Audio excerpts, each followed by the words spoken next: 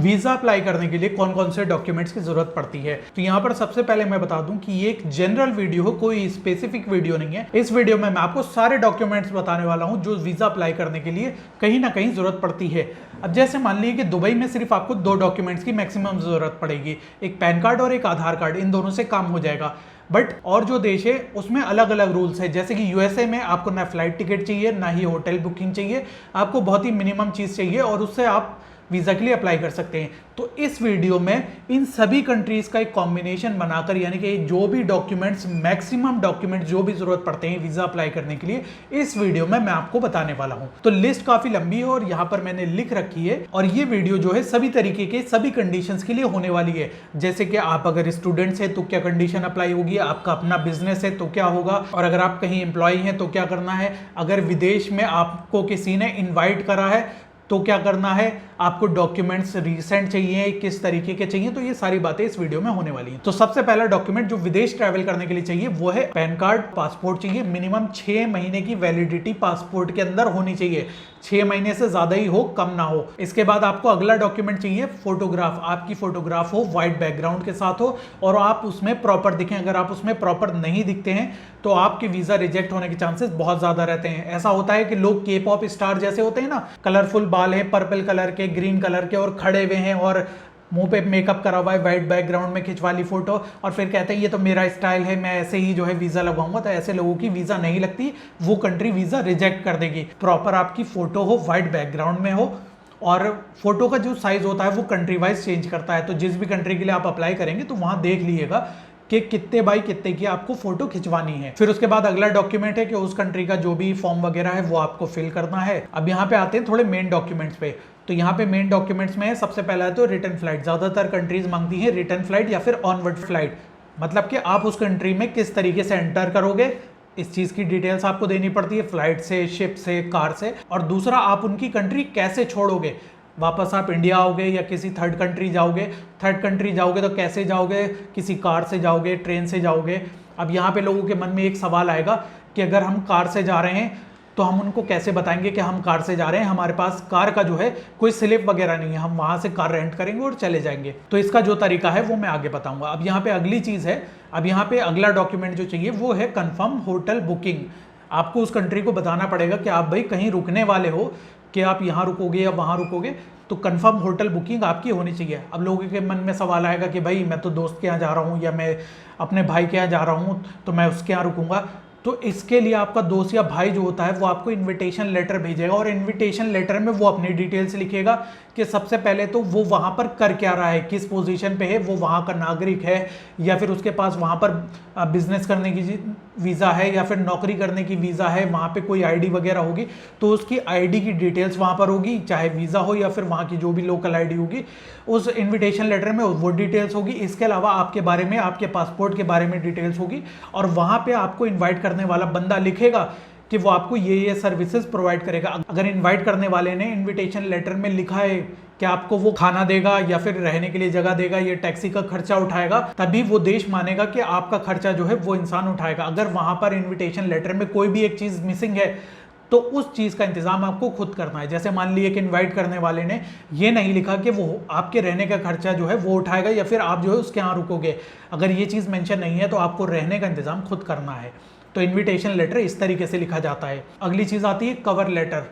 किसी भी वीजा को अप्लाई करने के लिए कवर लेटर का इतना बड़ा रोल है कि अगर आपके पास कंफर्म फ्लाइट बुकिंग नहीं है, कंफर्म होटल बुकिंग नहीं है, बट आपका cover letter right to right लिखा है, तो आपका वीजा रिजेक्ट होने के चांसेस बहुत ही कम हो जाते हैं। या फिर इस लिस्ट में जो भी मैं डॉक्यूमेंट्स बता रहा हूँ इनमें से अगर कोई भी डॉक्यूमेंट्स नहीं है बट आपने कवर लेटर अच्छा लिखा है तो आपकी वीजा लगने के चांसेस बढ़ जाते हैं, रिजेक्ट होने के चांसेस कम हो जाते हैं। अब अगर आप बिजनेस करते हैं तो कवर लेटर आपके बिजनेस के लेटर हेड पे होगा। अगर आप जॉब करते हैं या फिर आप जो है स्टूडेंट वगैरह हैं तो आपका कवर लेटर जो होता है वो एक सादे पेज पे होगा, जैसे कि आप लेटर लिखते हैं सेम उस तरीके से होगा। कवर लेटर में आपको अपनी जर्नी के बारे में लिखना होता है कि आपका नाम ये है, आप यहाँ पे रहते हो, आपका पासपोर्ट नंबर ये है और आप उस देश जाना चाहते हो, इतने दिन रुकोगे, इस होटल में रुकोगे, ऐसे ऐसे ट्रैवल करोगे, मतलब आपको पूरा डिटेल्स उसमें लिखनी है और पूरी डिटेल्स प्रॉपर लिखनी है। एक भी दिन स्किप नहीं होना चाहिए और एक भी दिन होटल का स्किप नहीं होना चाहिए। जैसे मान लिया आप 7 दिन के लिए ट्रैवल कर रहे हैं और आपने होटल बुकिंग करी है 6 दिन के लिए, तो वो एक दिन जो आप आपने होटल बुक नहीं करा है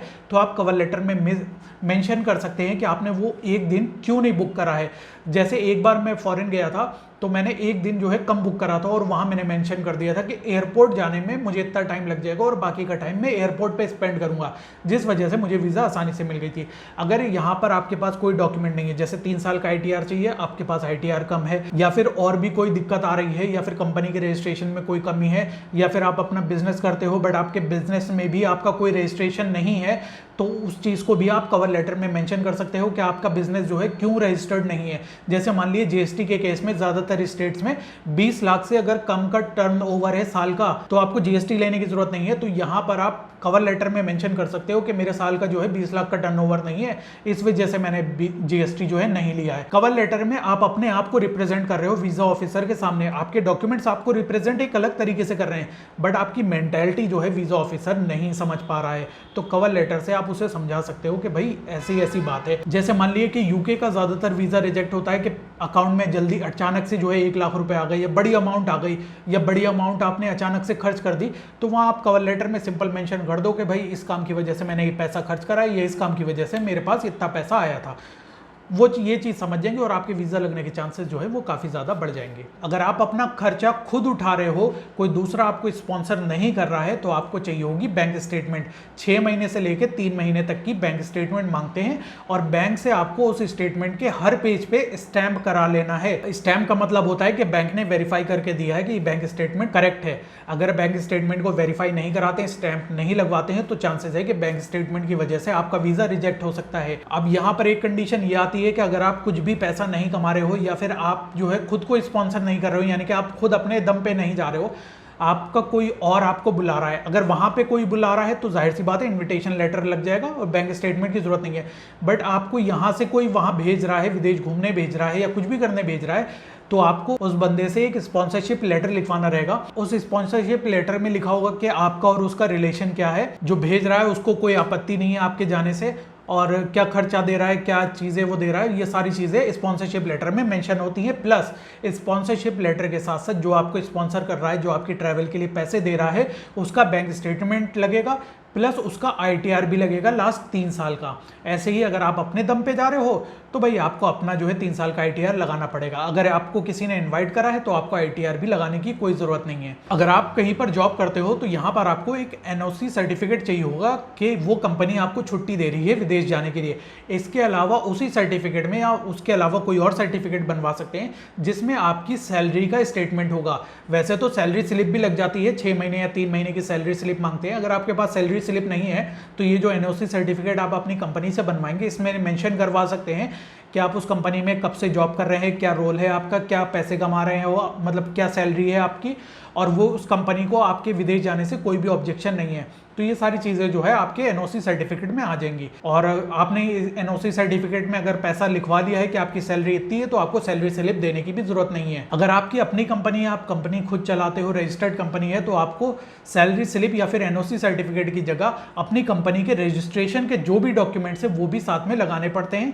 क्योंकि कई बार ऐसा होता है कि जो वीज़ा अथॉरिटी है वो आपसे आपके कंपनी के डॉक्यूमेंट्स मांग लेती है। कई बार नहीं मांगती, बट ज़्यादातर जो है मांग लेती है कि भाई अपने कंपनी के डॉक्यूमेंट्स हमें दो, हमें प्रूफ चाहिए कि आप वाकई अपना बिजनेस कर रहे हो। अगर आप अपने दम पर जा रहे हो तभी आपको अपनी कंपनी के डॉक्यूमेंट्स देने हैं, और अगर आपको कोई स्पॉन्सर कर रहा है तो जाहिर सी बात है उसी के डॉक्यूमेंट्स लगेंगे सारे के सारे, उसी का ITR भी लगेगा, उसी का बैंक स्टेटमेंट भी लगेगा। अगर वो कोई कंपनी चला रहे हैं, उस कंपनी के लेटर हेड पे वो लिख कर देंगे कि भाई वो ये आपको स्पॉन्सर कर रहे हैं, और अपने कंपनी के अगर डॉक्यूमेंट्स उन्हें लगाने होंगे तो उन्हीं के डॉक्यूमेंट्स लगेंगे। तो ये कुछ डॉक्यूमेंट्स थे जो आपको वीज़ा लेने के लिए ज़रूरत पड़ेगी, और किस तरीके से ज़रूरत पड़ेगी ये सारी चीज़ें मैंने यहाँ पर बता दी हैं। अब यहाँ पर लास्ट में सिर्फ एक आखिरी बात आती है। अगर यहाँ पर कोई लड़का या फिर लड़की जिसकी उम्र 18 साल से कम है, अब वो पैसे कमाता हो नहीं कमाता हो वो एक अलग मैटर है, अगर वो 18 साल से कम का है तो उसे अपने पेरेंट्स से एक NOC सर्टिफिकेट लिखवाना पड़ेगा, एक NOC सर्टिफिकेट बनवाना पड़ेगा, जिसमें उसके पेरेंट्स लिख कर देंगे कि भाई मेरा ये बेटा है, बेटी है, इसका पासपोर्ट नंबर ये है, ये रेसिडेंस है, मैं इसका बाप हूँ, मेरा नाम ये है, मेरा एड्रेस ये है, मेरा ID नंबर ये है, और मुझे कोई भी आपत्ति नहीं है कि ये विदेश जा रहा है, इस जगह जा रहा है, इतने दिन रुकेगा। 18 साल से कम उम्र के जो लोग हैं उनके जो भी पेरेंट्स है, वो पेरेंट्स पूरा ब्यौरा, पूरी सारी डिटेल्स अपने एनओसी सर्टिफिकेट में लिख कर देंगे, आपके ट्रैवल से रिलेटेड, यहाँ तक कि पैसा भी लिख कर देंगे कि पैसा कैसे खर्च करेंगे, कौन से होटल में रुकना है, कौन सी फ्लाइट है कैसी नहीं है, ये सारी डिटेल्स उस एनओसी सर्टिफिकेट में मेंशन होगी और ये सारे डॉक्यूमेंट्स लगाकर आप वीज़ा के लिए अप्लाई कर सकते हैं। और यहाँ पर जितने भी डॉक्यूमेंट्स मैंने बताए हैं, इससे ज़्यादा डॉक्यूमेंट्स आपको कभी भी कहीं भी जरूरत नहीं पड़ेगी। तो आई होप कि ये वीडियो आपके समझ में आ गई होगी और ऐसी वीडियोस देखने के लिए मेरे चैनल से जुड़े रहें। अगली वीडियो में हम फिर मिलेंगे, तब तक के लिए बाय बाय।